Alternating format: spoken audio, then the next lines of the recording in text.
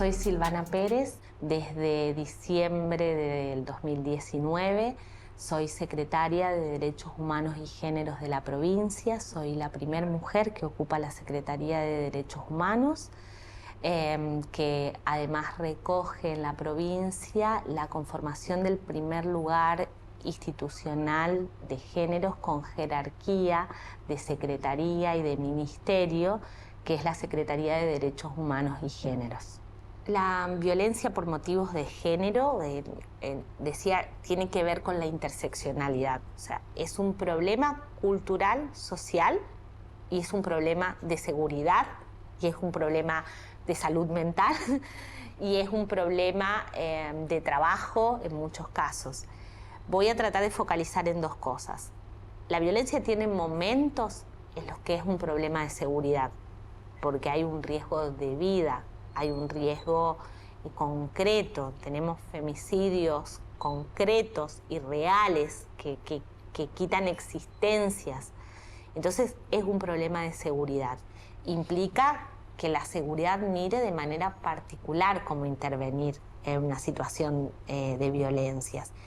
Hay registrados más de 8.000 casos, o sea, crece por año la cantidad de casos. Sabemos por primera vez en la historia de la Argentina, en un análisis que no tiene que ver con las que demandan o piden ayuda en violencia, sino saber en un mapeo general cuántas mujeres y diversidades sufrimos violencia a lo largo de nuestra historia, y sabemos como mínimo una de dos pasó situaciones de violencia a lo largo de su historia. Esto quiere decir que nuestra existencia en la sociedad está atravesada de modos de violencia.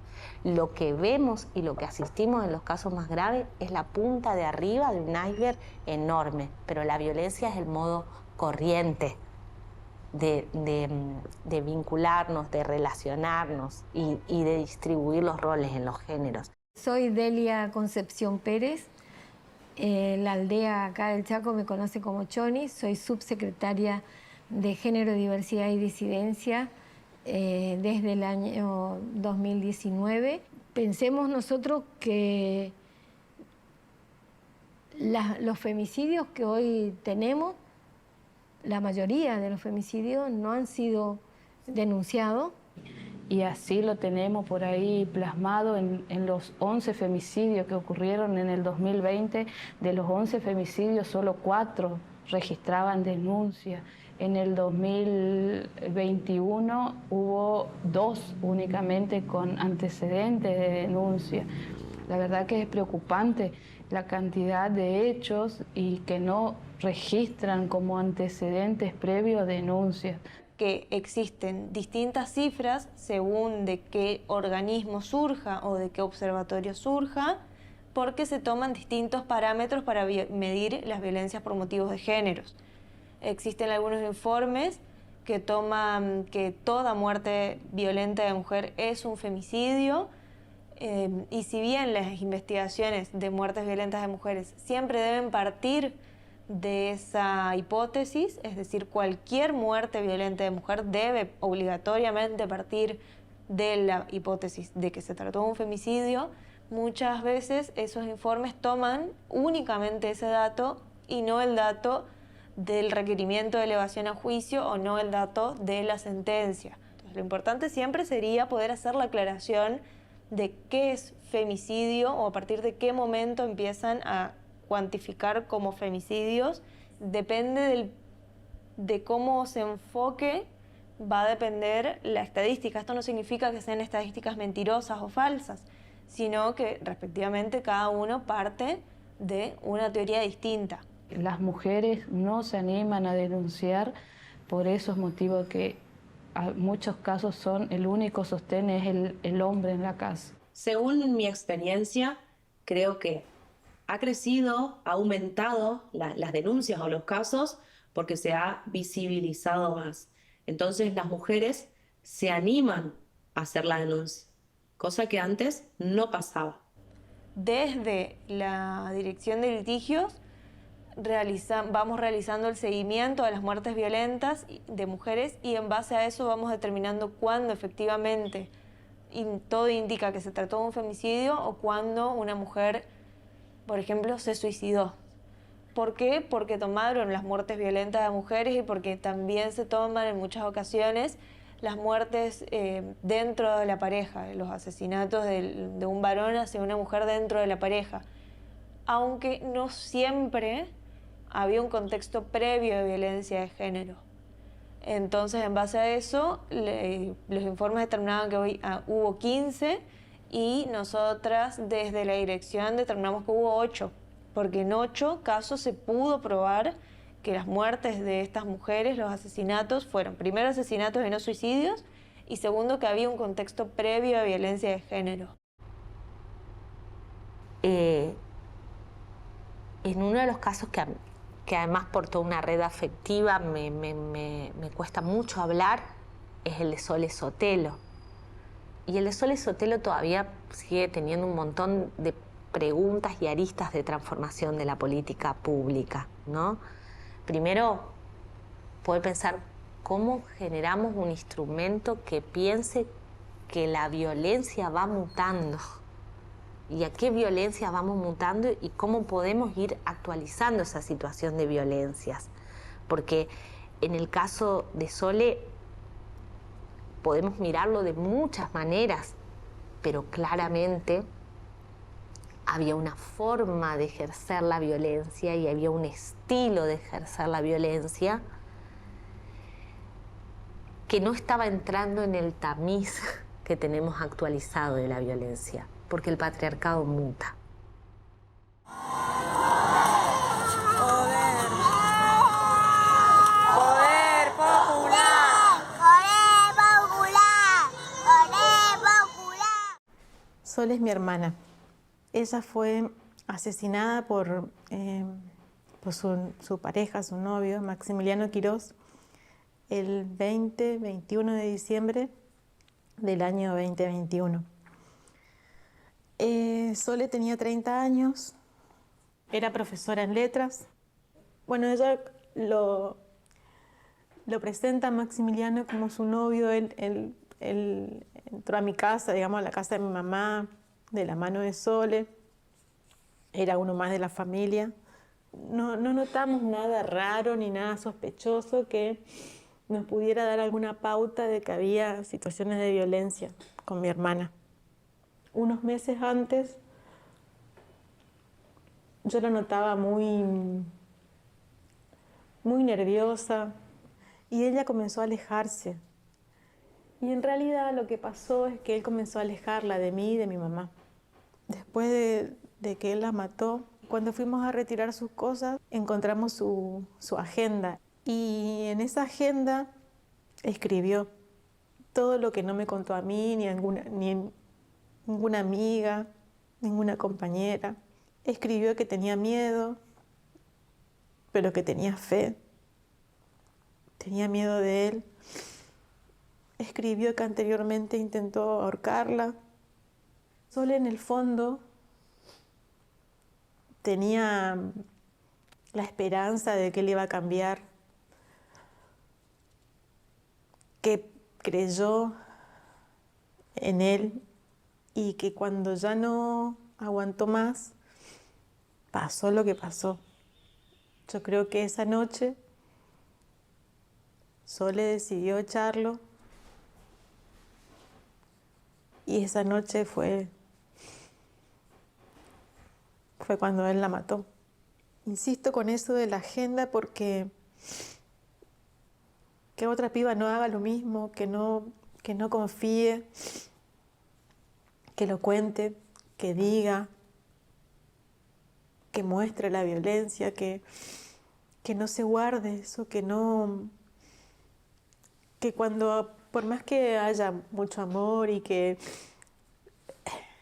no sé, cuando nos enamoramos se pierden muchas capacidades, entender que si la otra persona no te cuida, te manipula o te lastima, tienes que correrte.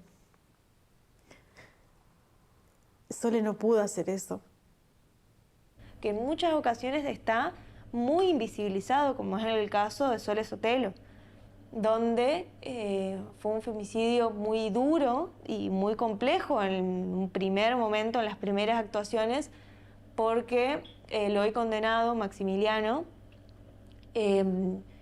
parecía un aliado, y a través de un diario que tenía Sole, a través de distintas probanzas, de testimoniales, fuimos marcando pequeños indicios que dieron a toda la violencia que venía sufriendo Sole, y Sole, aún como militante feminista, no pudo salirse a tiempo. Eso también fue lo más chocante. Por eso es importante hablar y acompañar, no juzgar. Por eso quiero, no sé si a alguna piba le va a servir, pero yo quiero que sepan que a cualquiera le puede pasar y que hay que correrse, que no hay que guardarse la violencia, que hay que pedir ayuda, que hay que contar, que hay que hablar, no tener vergüenza, no sentirnos culpables ni una carga para la otra, sino contar, y no tenemos que avergonzarnos, tenemos que contar. Sole no pudo, ella siguió confiando. Pudimos empezar a notar de que en todo momento Maximiliano la hacía pasar por loca a Sole. Era una violencia psicológica, nunca hubo golpes. Sí hubo situaciones de violencia física, pero no al punto que uno dice, esto es violencia de género. Nosotros, como familia, no pudimos ver ninguna alerta en esa manipulación y en esa forma de ser. La violencia es mucho más peligrosa y es como latente, y cuando se manifiesta y se hace visible, en el caso de Sole ya fue tarde, pero de alguna manera yo creo que es importante hablar sobre esto y mencionar si hay alguna alerta en la manipulación, en el destrato, en el no hablar, en el desprecio, en hacer responsable de pequeñas cositas cotidianas. Yo creo que debemos tomar ya como una señal de alerta. Tenemos que entender que no son locos sueltos o monstruos o una persona aislada. No, es muy difícil y otra vez somos nosotras quienes tenemos que estar con las luces rojas todo el tiempo. No es justo vivir así. Dijo Ana María Fernández, ojo que el círculo de violencia ya no se repite. No hay un estadio de carga de tensión, un estadio de luna de miel y estalla y después vuelve. Ojo que ya no hay eso. La violencia se precipita de una manera sorpresiva para el entorno familiar y no sé si tan sorpresiva para las víctimas, pero hay indicadores y hay señales que esa víctima no pudo ver. Cuando decimos el femicidio es la última instancia de la violencia, el machismo mata, no son carteles pintados, es cierto. Que hubo mucho ensañamiento también, que fue otra característica que nos fue útil para demostrar que había un odio muy arraigado a Maximiliano hacia Sole, por ser mujer Sole, y cómo Maximiliano la tomó como objeto para matarla. Eso es el machismo, que te arranquen a una hermana. Entonces tenemos que pensar como sociedad, ¿qué mensaje nos está dando ese femicida? ¿Qué mensaje nos está dando del patriarcado? Entonces pensemos que el patriarcado se recicla y que aquellos que cometen el acto femicida están dando un mensaje. Esto se repite tanto, los femicidios se dan de manera cada vez más cruel que a veces me parece como que la sociedad ya naturaliza y se acostumbra. Yo creo que eso es un riesgo muy grande, que nunca debemos acostumbrarnos a la violencia. La cuestión de los consumos, los discursos de odio de los medios de comunicación son factores de riesgo. a pesar de todo, confío en que alguna vez la violencia va a ser menos. Hay que pensar en cómo erradicar los discursos de odio, cómo pensar en una sociedad más sana mentalmente.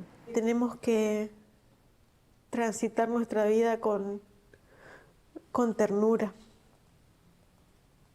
educar con ternura,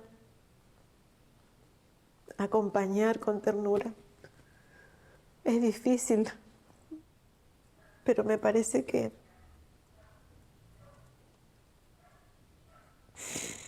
tenemos que hacer todos los días ese esfuerzo. Y un compromiso no solamente del Estado, sino de los medios de comunicación. Exacerbar la sangre tiene su costo. Sole decía que ella estaba muy orgullosa de las pibas y de la lucha. Ella me acompañaba siempre a las movilizaciones y decía, yo creo que ustedes aguantan mucho. ¿Aguantamos qué? Le preguntaba yo y ella me decía, tienen mucha paciencia, aguantan mucho.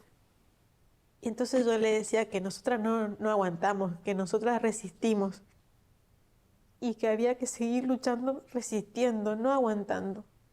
El caso de Sole tiene múltiples aristas, múltiples realidades, pero también tiene una realidad en cuanto a la política pública, que es poder pensar y estar advertida, guarda que acá hay algo que poder actualizar y estar mirando y estar trabajando. Mi nombre es comisario Mayor Gómez Julia, estoy a cargo actualmente del Departamento de Violencia Familiar y de Género. Las funciones que cumple este departamento es la recepción de denuncias, exposiciones con relación a violencia familiar y de género. Se presentan en la unidad, en la cual somos el 90% es personal femenino, se presenta en la guardia de prevención donde se le atiende con un trato digno, humanitario, cuenta con un lugar reservado, acorde para preservar su intimidad y así esta mujer se siente segura. En el departamento contamos con un equipo interdisciplinario compuesto por operadores sociales como también abogadas. Soy Vanina Franco, trabajo en la línea 137 desde el inicio de 2012. En la línea trabaja 24 horas, los 365 días del año. Del accionar policial hay algunos que actúan bien, que van, asisten al lugar, que están comunicándose con nosotros, aunque no ingrese la llamada a la línea 137, si alguna persona víctima de violencia de género se presenta en la comisaría, ellos nos informan para poder entrevistarnos con ellos, con esa persona, para poder asesorarla, contenerla. Y hay comisarías, policías o agentes policiales que no nos informan directamente.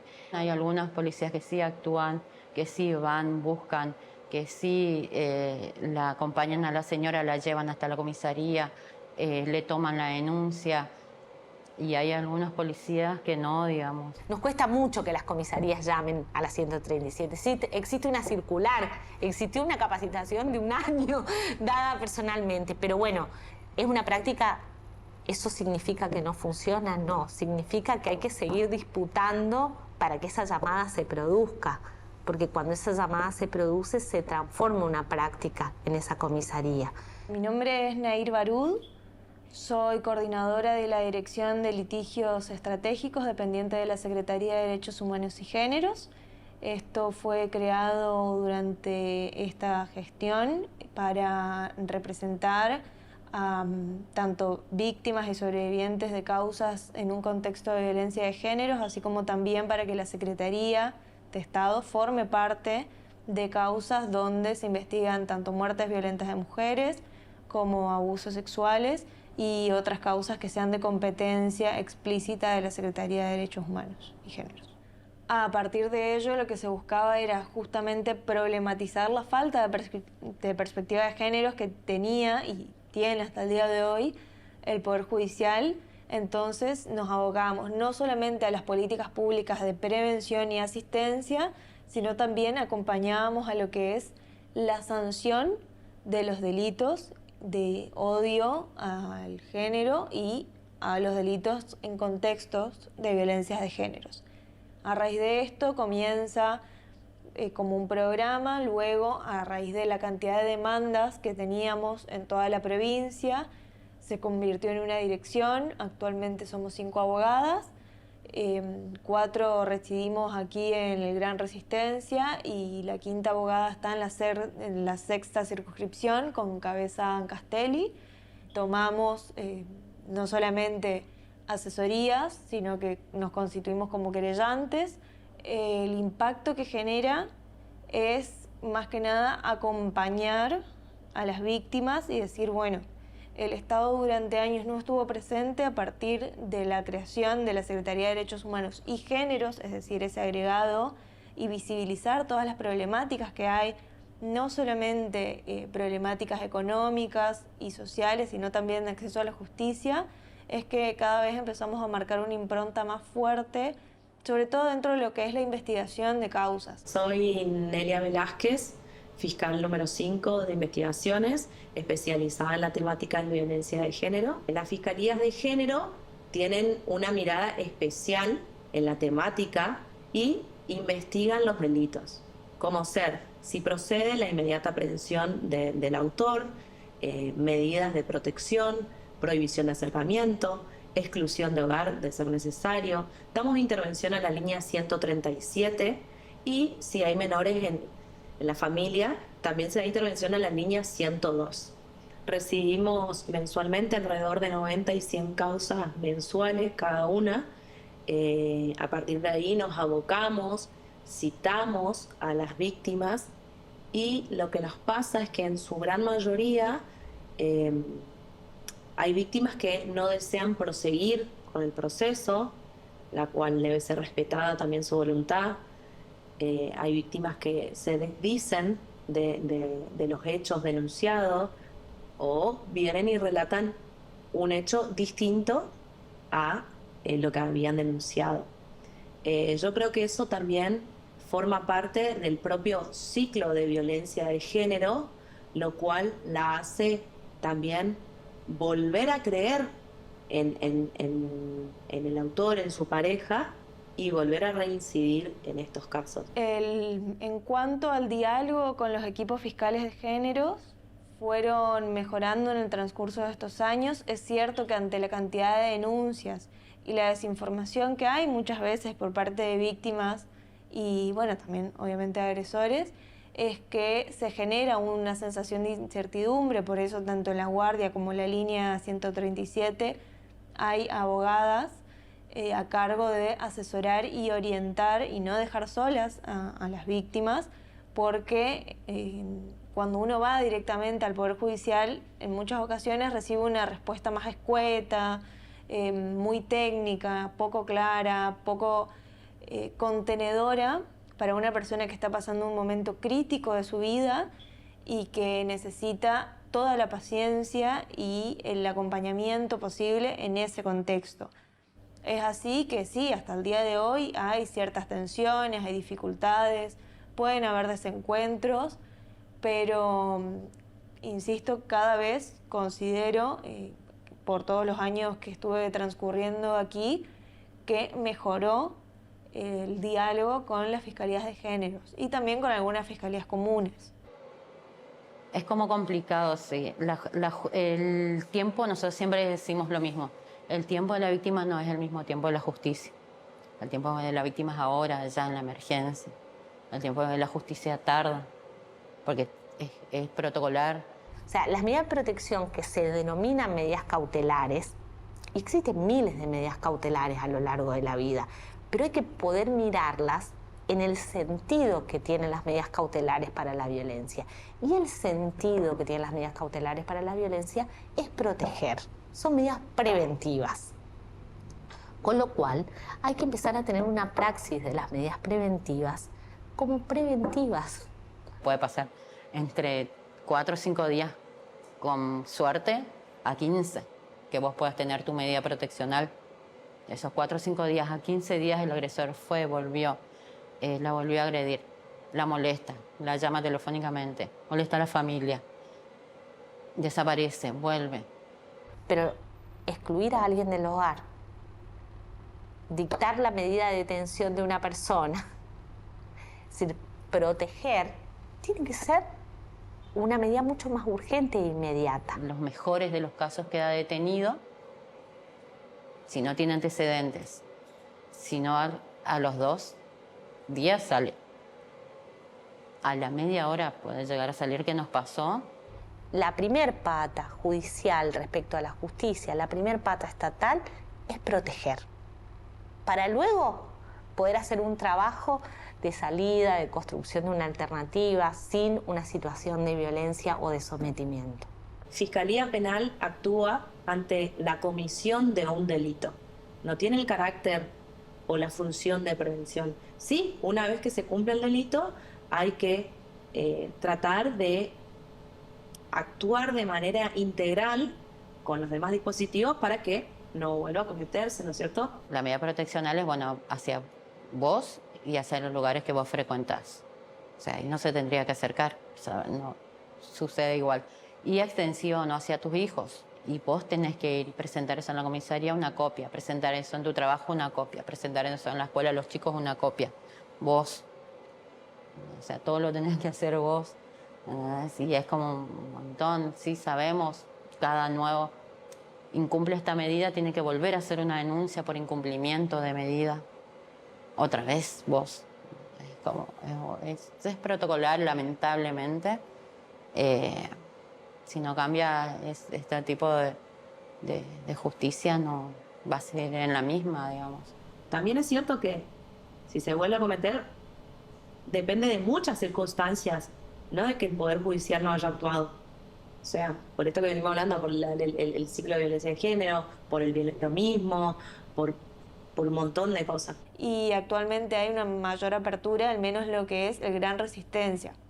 No así de no ser circunscripciones, pero entendemos que es algo progresivo y que fuimos mejorando en todos estos años. Pensar en una justicia transformada es pensar que hay que cambiar por ahí el mapa mental de quienes actúan en la justicia.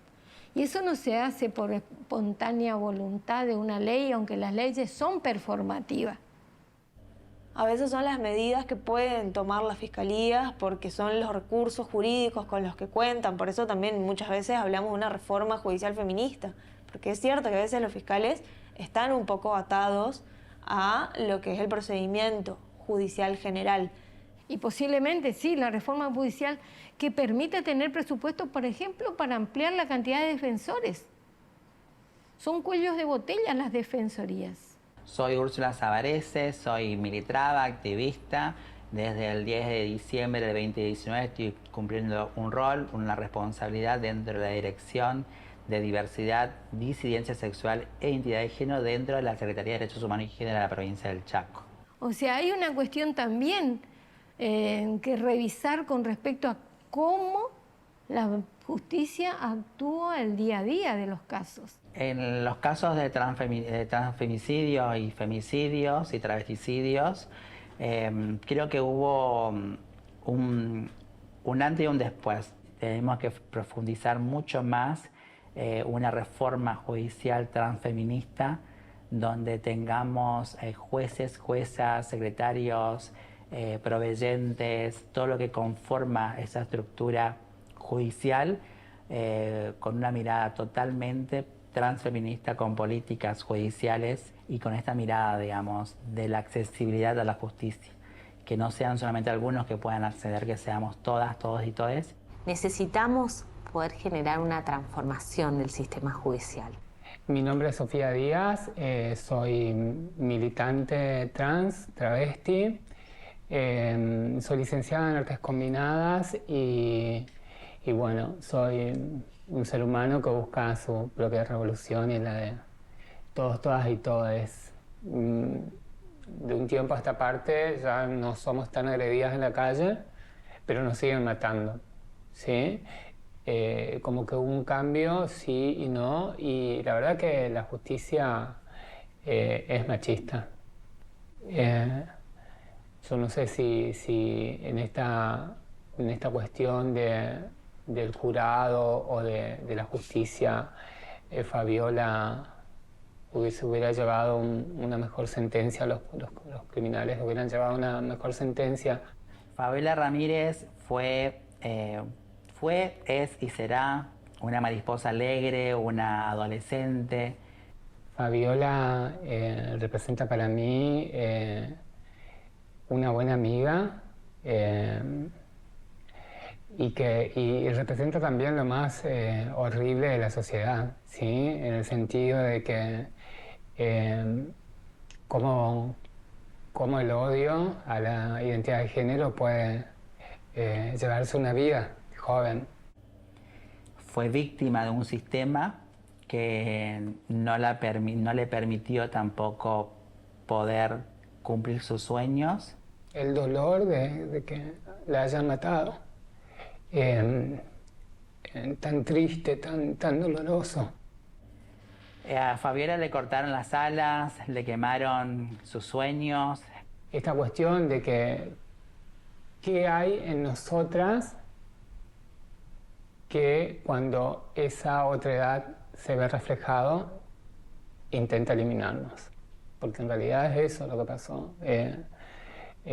Fabiola murió en un contexto de prostitución, nunca pudo acceder a la ley que ella impulsaba. Un año después se aprobó la ley. La verdad que veo en cada adolescencia, en cada juventud, a veces los ojos de Fabiola. Pensar que no puedo terminar en la escuela porque era de alguna manera expulsada por su identidad de género. En un contexto de marginalidad, como mueren muchas compañeras asesinadas. Cuando la veía reflejar esa alegría, ese ímpetu de llevarse el mundo por delante. Fabiola era pura juventud, pura alegría, era música, componía. ¡Fabiola está! ¡Sí está! ¡Fabiola está! ¡Sí está! ¡Luchen! ¡Luchen! ¡Luchen! ¡Que se escuchen! ¡Luchen! ¡Luchen! Nos autoconvocamos para organizar la causa y pedir justicia por el transfemicidio de nuestra amiga de 22 años que el patriarcado nos arrebató. Y cuando nos arrebató a Fabiola de las manos, también arrebató los sueños de una mariposa y los miles de sueños de mujeres, travestis, trans y no binarias de todo el mundo. Ojalá ella esté bien, que yo pido mucho por su paz y por su familia. Que Fabiola en un lugar del mundo, junto con otras mariposas como Luana, como Diana, como Pía, como la Maritrini, como muchas de las compañeras que hoy no están velando este camino de que haya un real cambio de nosotras junto con la sociedad. Y yo también creo que en algún momento va a cambiar esto. Pasó en el caso de Fabiola que la familia optó por el procedimiento abreviado, por el juicio abreviado, para no tener que exponer toda la vida de Fabiola con todos los prejuicios que hasta el día de hoy tenemos en la sociedad. Yo respeto la decisión de la familia. Me hubieran gustado llegar a juicio, no un juicio abreviado, porque ahí vamos también a poder leer cuál es el pensamiento social que hay acerca de nuestras identidades y de cómo iba a reaccionar ese jurado con respecto a la muerte de una mujer trans en condiciones violentas y en condiciones de marginalidad y vulnerabilidad, y que además íbamos a poder expresar a través de los testimonios y de todas las condiciones de vida cómo es nuestra vida. Recibieron condenas altas, ambos imputados, pero fue en un procedimiento abreviado, porque esa era una causa que debía ir a juicio por jurados, porque quedó firme la elevación a juicio, además, como un homicidio agravado por el odio al género, que fue una gran batalla que se lidió en su momento, porque le costaba mucho al Poder Judicial en general, no me voy a referir ni a una fiscalía, ni a un fiscal, ni a una fiscal, comprender los elementos que tienen los homicidios de odio o los crímenes de odio, que no es lo mismo que un femicidio, no se necesita un contexto de violencia de género, sino que son otros los indicadores. Me hubiera gustado llegar a juicio, poder verle la cara a los asesinos, no lo vimos. Cuando se leyó la sentencia no estuvieron presentes porque hasta eso son cobardes. Y creo que la familia, viendo que ni siquiera personas cultas, por así decirlo, entre muchas comillas, podían entenderlo, menos un jurado popular al que no conocían. Fabiola está en cada una de nosotras y va a ser un antes y un después. Creo que fue un antes y un después. Fue un cambio también de mirada y que por lo menos a muchas nos marcó, que hoy siguen ultrajando nuestros cuerpos por el solo hecho de expresar lo que somos, el derecho de ser. Esta identidad travesti política tiene que ver con el daño que nos hicieron hace muchos años y que venimos a hacer una reparación de decir, no, acá estamos, somos travestis, somos transgénero, somos transexuales y también somos sujetas, sujetes y sujetos de derecho. Ahora cuando ocurre un femicidio y dice, hay algo que salió mal. Yo creo que una de las cuestiones más duras de estar y de tener la responsabilidad de la política pública, sin dudas fueron los casos de femicidio. Para mí fueron,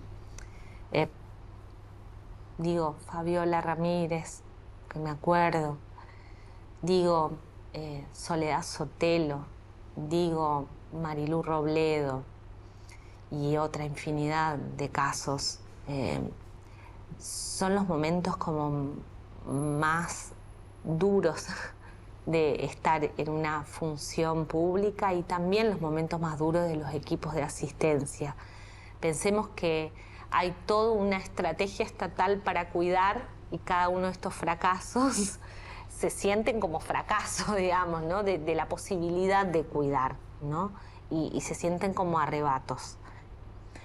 Yo creo que tener una política pública de mirada cercana y de acompañamiento permite que cada una de estas circunstancias también permitan transformaciones y ajustes de las políticas públicas. Y en cada uno de los casos me parece que hay algo de cómo avanzar, cómo acompañar, cómo sostener, cómo pensar quiénes son las víctimas, cómo poder trabajar la cuestión de memoria, pero también de interpelación a todo el sistema de atención y a la necesidad de poder, puede sonar como difícil, por eso me cuesta decirlo, pero de poder estudiar en profundidad para poder estar a la altura de la respuesta. Sí, hay cosas que todavía no se dieron. Nos falta, digamos, es una gran reparación histórica de las sobrevivientes mayores de 40 años.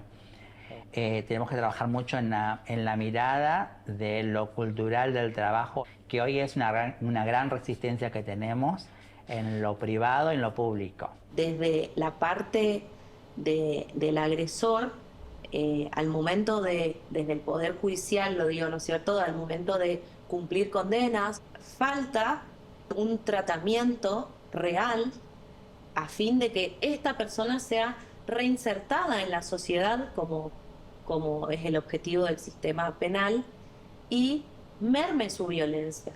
Porque si no, entiendo que estamos mandando preso a una persona violenta, la cual vuelve a salir en el mismo estado. Seguir con las capacitaciones, con el tema de relacionado a la ley Micaela. Es necesario eso, más difusión y capacitación. A cualquiera de estas reivindicaciones tiene que acompañar una muy fuerte política de garantizar la ESI en cada uno de los establecimientos educativos, en cada uno de los barrios, en los clubes. De que estamos camino a mejorar y que nos falta mucho, seguramente, porque estamos en una sociedad que está deconstruyendo, digamos, y es algo que se da en el tiempo. Y hay un acompañamiento territorial de la violencia, que por ahí no es el tratamiento, sino el acompañamiento de una red de contención, de amigas, de inclusión, de ir a una actividad juntas, de participar de una feria, de sentirse parte de una red, porque la violencia, como una de sus consecuencias, es aislarte. Entonces, eso lo tiene que hacer la línea 137 o el CAP, o lo tiene que hacer un centro cultural, o lo tiene que poder replicar un área de género que en una intendencia te permite ir y que haya actividades y que el centro de abordaje de violencia pueda tener un taller donde se hace costura y que más allá de aprender a hacer costura o trabajar, lo que pueda existir en ese centro cultural es que yo tengo un horario donde estoy con otras, con otros. Bueno, me parece que estas son las potencialidades. Yo creo que están hechas las venas y las ramas. Falta herramientas, más presupuesto, caminar hacia la estabilidad laboral, generar un compromiso mayor de las políticas provinciales y municipales con respecto a las áreas de género, incluirlos, no somos un tema aparte, somos una política de Estado absolutamente necesaria para una sociedad mejor, pero que necesita tiempo, necesita trabajo, necesita profundizar, necesita crecer, necesita estabilidad en el tiempo. Es un piso, no un techo. Y este piso tiene que ser un compromiso que tiene que ser trabajado y militado por los estados, pero por todos y todas en la sociedad. ¡Siempre!